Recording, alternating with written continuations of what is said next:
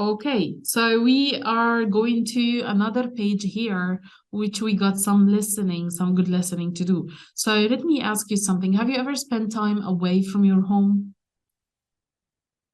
Can you try to answer this? Yeah. So did you have a good time? Bad time? What happened? What was good? What was bad? Okay, that's a nice reflection. So can you try to reflect what are the things that you would miss the most if you were away from your home? Okay, yeah, me too.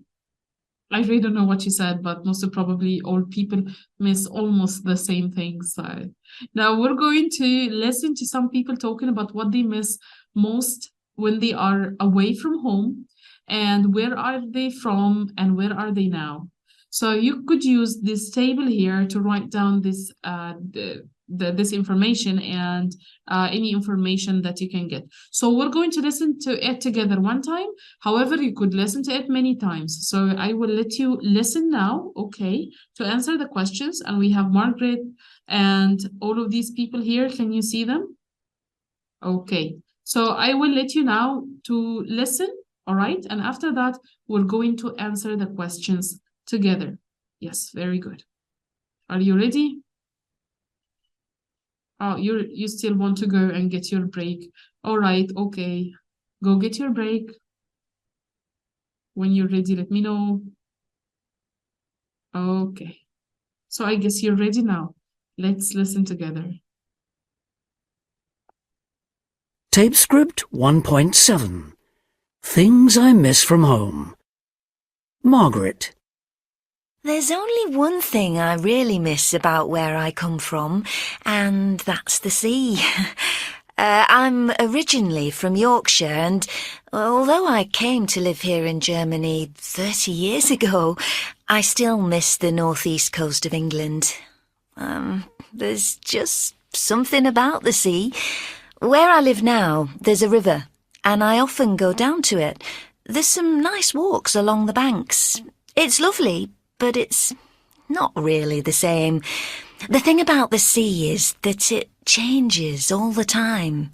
And not just every day, but every time of day.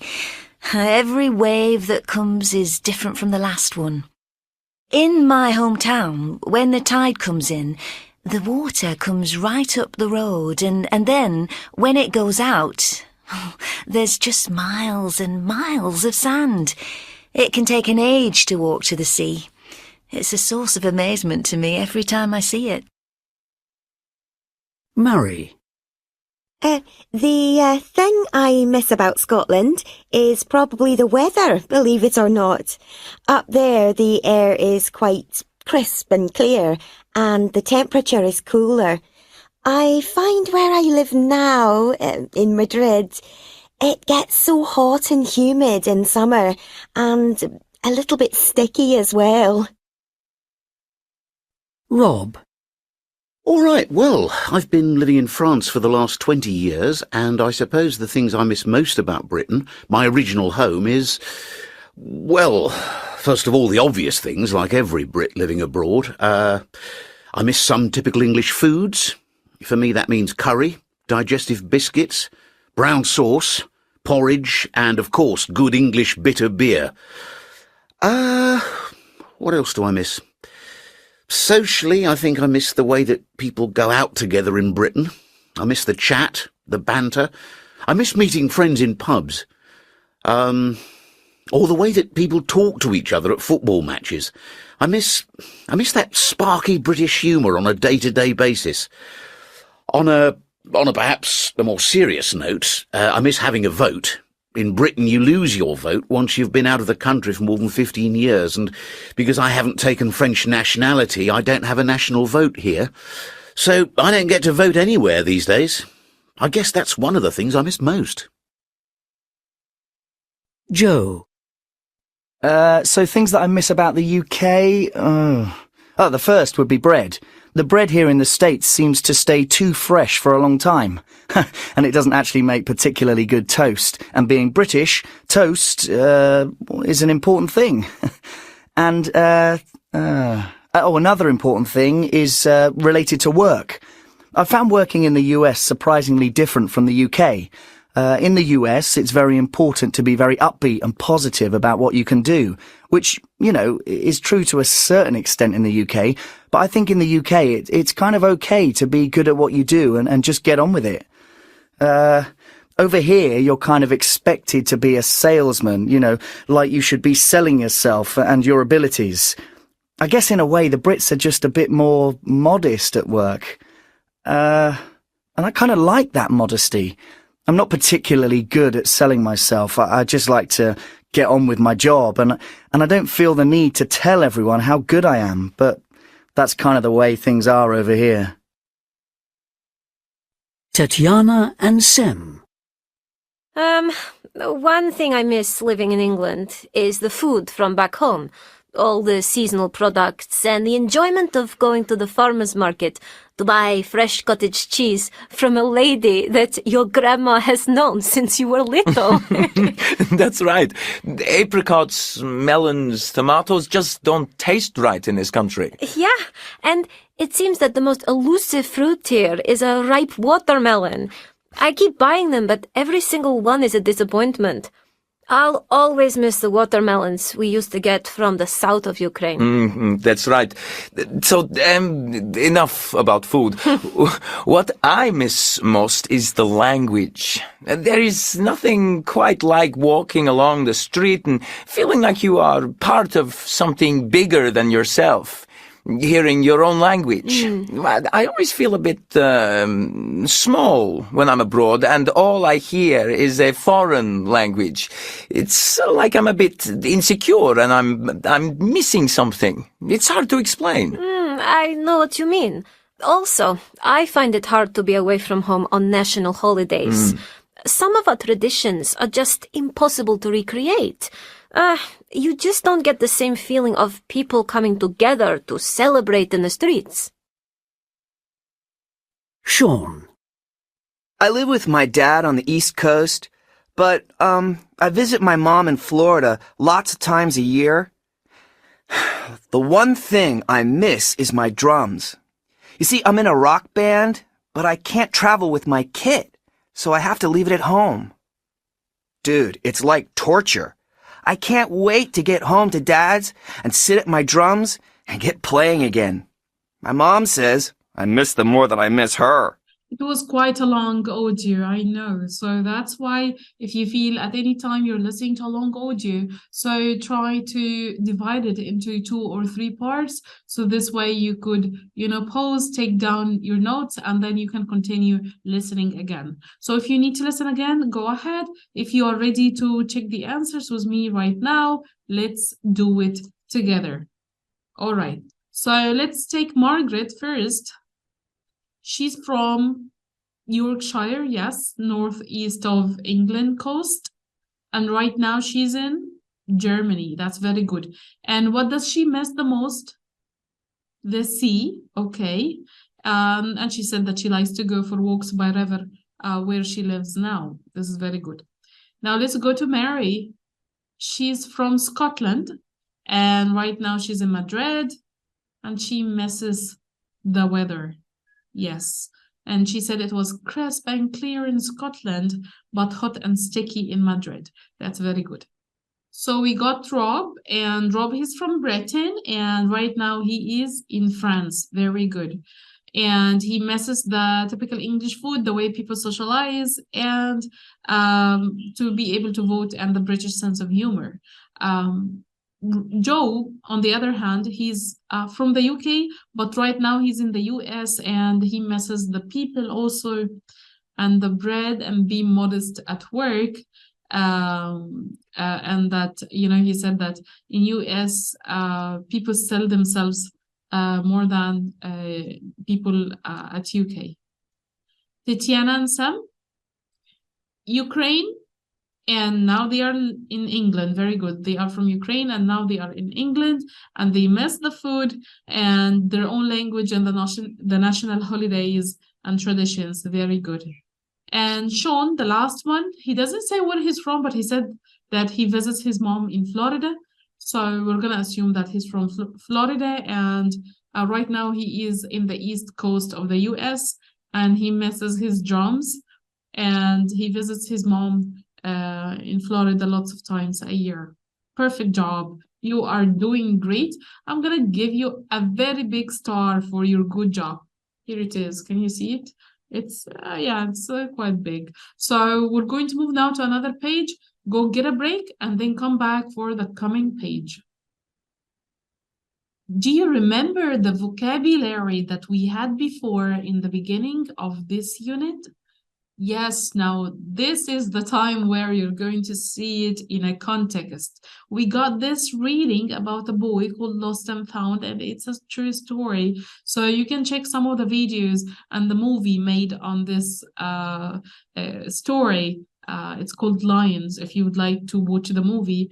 And we're going to now listen and try to answer these questions before we start reading. So I will let you listen to answer these questions here.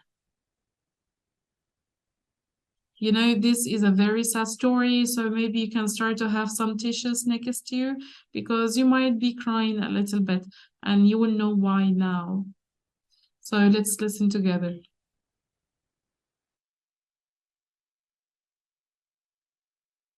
Tape script 1.8 and found. It was late at night.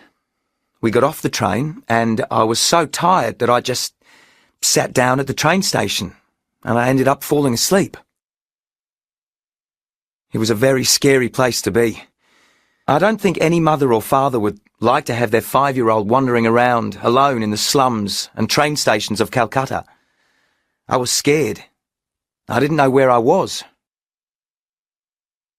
I accepted that I was lost and that I couldn't find my way back home, so I thought it was great that I was going to Australia. I multiplied the time I was on the train, about 14 hours, with the speed of Indian trains, and I came up with a rough distance, about 1,200 kilometres. When I found it, I zoomed down and bang! The waterfall where I used to play. The last time I saw her, she was 34 years old and a pretty lady. I'd forgotten that age would get the better of her, but then I recognised her and I said, "Yes, you are my mother." She grabbed my hand and took me into her house. She couldn't say anything to me. She had a bit of trouble grasping that her son, after 25 years, had returned. She had long feared I was dead. You see, a month after I'd disappeared, my brother was found in 2 pieces on a railway track. We were extremely close, and when I left my mother, I was heartbroken, knowing that my older brother had passed away. Yeah, I know. It's really sad, right? How would you feel if, you know, like, I wouldn't even say if you were in the same situation, but if you know someone who was in the same situation, how do you think they feel? It's pretty sad, right? Now, let's check the answers together. All right, now let's read the first question. Okay. Where did Saru fall asleep? At the station. Number 2. How old was he? He was 5, yes. Why was he scared? Which city was he in? He was alone in the slums, yes. The slums are like the very poor areas. So he was alone in the slums and train stations at Calcutta. It's a city in India. How do you think he ended up in Australia? So what do you think? I will leave this to you right now to think about until we go to the reading. Number 5. What do you think is the significance of 14 hours and 1,200 kilometers? Yeah, it's the time he was, 14 hours was the time he spent on the train, and 12 kilometers is the approximate distance he traveled. Yes. And number 6, I zoomed down and banged the waterfall where I used to play. How did he zoom down? What did he find? So What do you think? Maybe using Google Earth, all right? And he zoomed down to the area where he had lived as a child, all right? And number 7, why didn't he recognize his mother at first? Yeah, she looked way older than he remembered. Very good. I mean, he was 5 years old, right? What did his mother do and what couldn't she do? She took his hand, invited him to her house, and she couldn't say anything to him. I'm about to cry right now. Well, the movie is also really sad. So now let's go to read these true or false statements here. But after you read the sentences, I want you to go and read the passage itself. So you will find the passage here on this page and on the second page here. So take like 4 minutes or 5 minutes to read the passage, and then let's come back to check these true or false questions together. Oh, you know, you can pause the video. We don't have to wait 5 minutes together here. So that's the advantage of having this as a recording. Now let's, you know, after pausing, let's check them together. The first one, is it true or false? True, very good. Okay, and the second one? Yes, it's false. 3, false. 3 false because he became a beggar.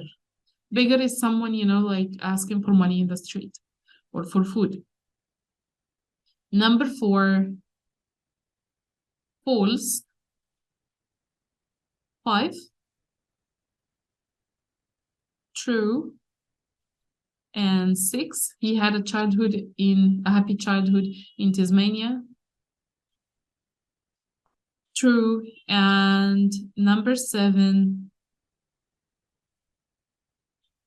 it's false. Yes, it's false because the family, they said in the reading that the family had already moved.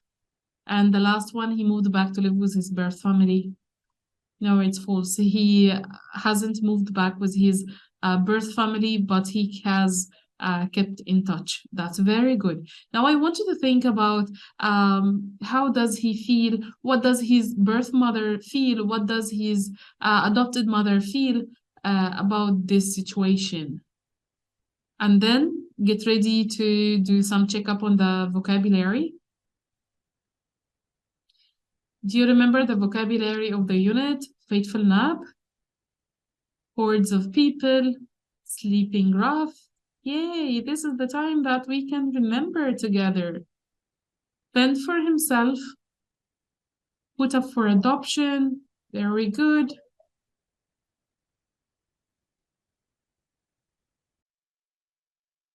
Settle down well. What other vocabulary do you remember?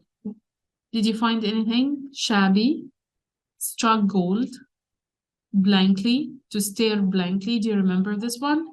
And then we have grasping, yes, like to grasp her hand or his hand, and foul play. That's very good. Now, you did a really great job so far. I want you to take a breath, maybe go get some nap or something to eat, have your lunch or dinner or breakfast, because you could be watching this at any time. And then let's continue to a small part that is missing in the unit.